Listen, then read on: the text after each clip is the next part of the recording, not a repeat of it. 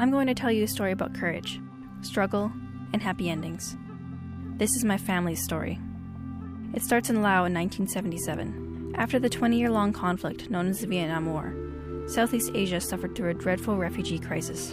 Although the Laotians want the Americans out, there were problems for the first group trying to get on the charter flight. The new government in Laos was hunting for the anti-communist rebels. My grandfather was a member and was on their list, so he fled the country and swam across the Mekong River. It is one of the deadliest rivers on the planet and almost a kilometer wide. At the time, the government was also conscripting boys as young as 9 for the army. My grandmother was left behind with 4 young boys, ages 7, 5, 3, and 1. My dad was 3. She decided to sell everything they had for a chance of a boat ride across the Mekong. When the day came, they met a man down by the river and gave him the money he was promised. They pushed off into the darkness, but they were being hunted. Searchlights scanned the water. They heard gunshots. 12 people suppressed their screams. The boat rocked. Babies cried. The water inched up their ankles, and then they finally reached the shores of Thailand. It looked like heaven on earth after a nightmare. But the nightmare continued with a night in jail, and then a cramped ride to the nearest refugee camp. The buses and trucks were allowed to enter the compound. In the Kiasa camp, my grandparents found each other. They lived in Nong Khai for 3 years. With my family enduring malnutrition and arsonist attacks, my grandfather decided to apply for sponsorship as refugees. They were devastated when they were rejected by the United States, a country that promised to take them in. So it's obvious the Americans have worn out their welcome in Laos.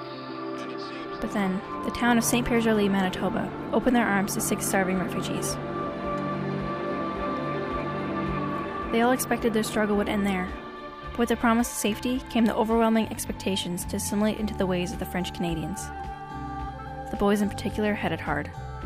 Whether they were running from the wrath of the school as nuns or taking slurs and punches from the 6th grade boys, finding refuge took on a whole other meaning. Adding to the adversity was my parents' relationship. They met in high school and found strength in their differences. They became each other's home. Being an interracial couple in Steinbach in the 90s brought many challenges, particularly when they got married and opened a restaurant together. The town had a difficult time accepting them. They had no support. They were on the verge of bankruptcy, and the restaurant only lasted a year before they were forced to close it down.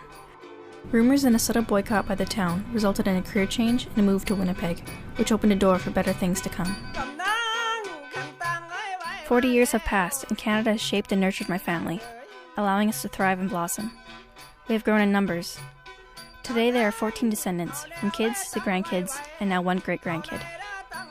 But our ties all lead back to that riverbank in Laos, and the perseverance of 6 refugees. Although I did not experience this personally, I still identify with the story because it helps me define my origins. Our ethnicities should not define who we are as people, but I still think it's important to have pride in where you come from. Just as we should honor those who struggled, we should also recognize those who are gracious enough to open up their hearts and look out for complete strangers. With that being said, there is a real issue concerning aid for refugee families. If my family had not received the support that they did, who knows where we'd all be, or if any of us would be here at all. The reality is that not all refugee families get a happy ending, like my family did. We need to stay mindful of each other's experiences and practice compassion, because we don't always know their stories, or where they've been.